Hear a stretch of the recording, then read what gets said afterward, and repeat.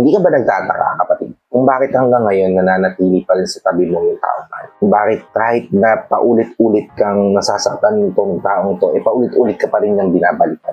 Kung bakit hanggang ngayon, mahal ka pa rin ng ex mo? Kung bakit hanggang ngayon, ikaw pa rin yung gusto ng taong nagkagusto sa'yo? Hindi ka ba nagtataka kung bakit ganon yung nararamdaman nila towards you?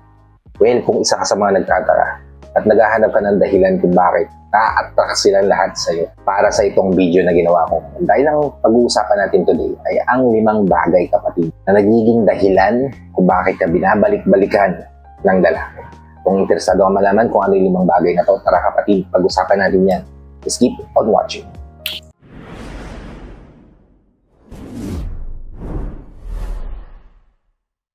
Hi, I'm Gary Opimo at gumagawa ako ng mga videos na katulad nito para matulungan ka na maging best version ng sarili mo at maibigay mo yung best self mo, syempre, sa taong mahal mo. Kaya kung bago ka pa lang dito sa channel ko, please consider liking this video.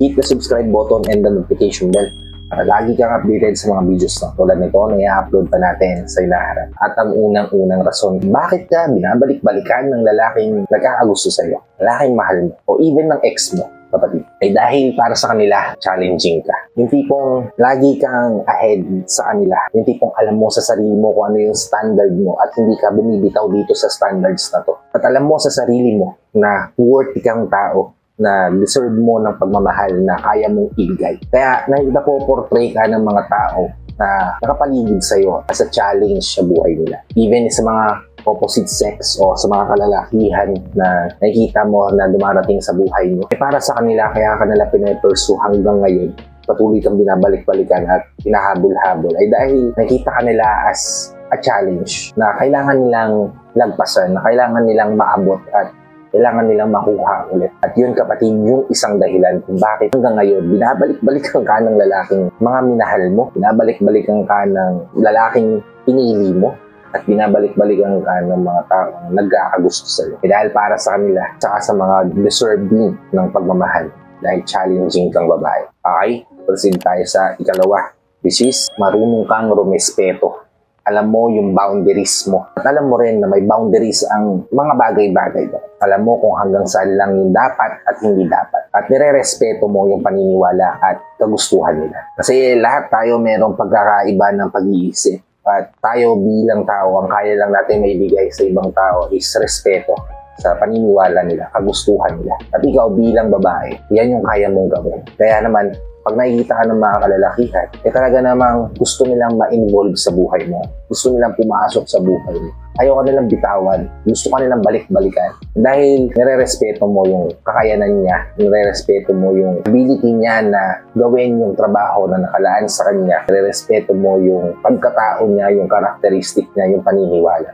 At yan yung dahilan, kapatid, kung bakit ka binabalik-balikan ng mga lalaki sa paligid.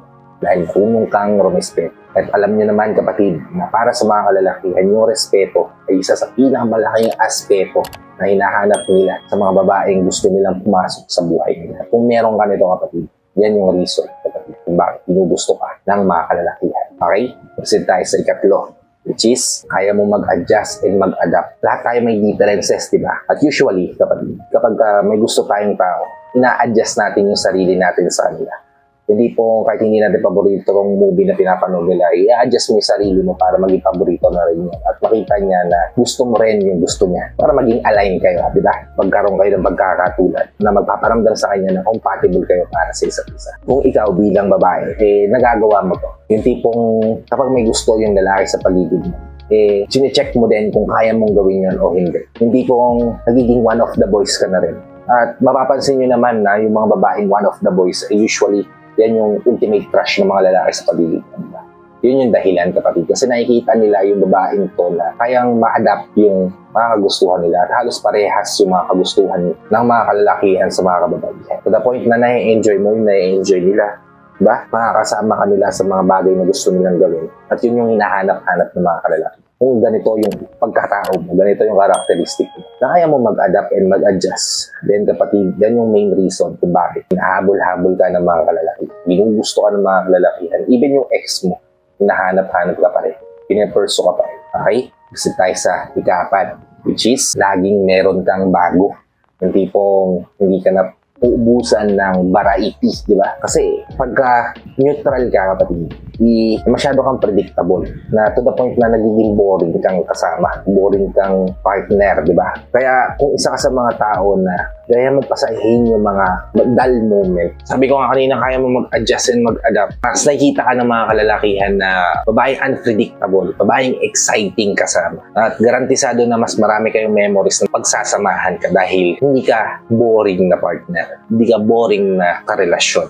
Yun marahil yung dahilan kung bakit hinahabol-habol ka ng kahit na sinong lalaki. Pinipili ka pa rin ng ex mo kahit na matagal na kayong hindi nagsasama. Ginugusto ka ng mga tao sa paligid. Dahil nakikita ka nila as a exciting person na maraming variety at hindi predictable. Okay? Kasi tayo sa ikalima. Last but not least, kapatid, ikalimang dahilan kung bakit binabalik-balikan ka ng lalaki sa paligid mo ay dahil nakikita niya na kapag kasama mo siya, masaya ka. Nakikita niya na excited ka kapag kasama mo siya. Nakikita niya na may paparamdam mo sa kanya na the best siya na partner. May paparamdam mo sa kanya na hindi ka naboboard na kasama mo siya. Kapag ganyan yung ipaparamdam mo sa isang lalaki, kahit sino siguro may in-love sa'yo. Dahil nakikita nila yung excitement sa mga mata mo na makasama sila, na-enjoy mo yung company nila. Kapag kasama mo kasi yung mga taong may ganitong ugali, kapatid, hindi nagiging dull yung moment, hindi nagiging boring yung mga bagay na ginagawa nyo together. Kasi nakikita niya yung enthusiasm mo na kapag ka nasa tabi ka niya, kapag kasama mo siya. And yun yung dahilan kung bakit binabalik-balikan ka ng mga lalaki. Hinahanap-hanap ka ng mga lalaki. Hinahabol-habol ka ng mga lalaki. Kaya kung may ganitong mga ugali, kapatid, garantisado na kahit na sinong lalaki na nasa paligid mo ay magkakagusto sa'yo. And I hope may natutunan ka at may napulot kang aral dito sa video na ginawa natin. If meron nga naman, kapatid, please help me share this to your loved ones. Posible nating matulungan ng video para nakatulong na kayo sa kanila. Tulong na rin ako sa kanila.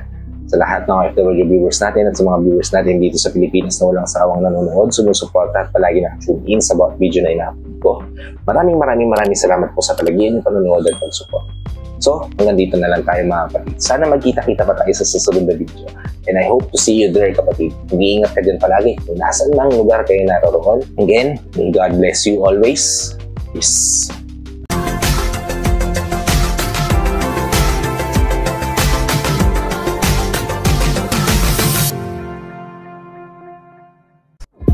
Whenever your heart is broken.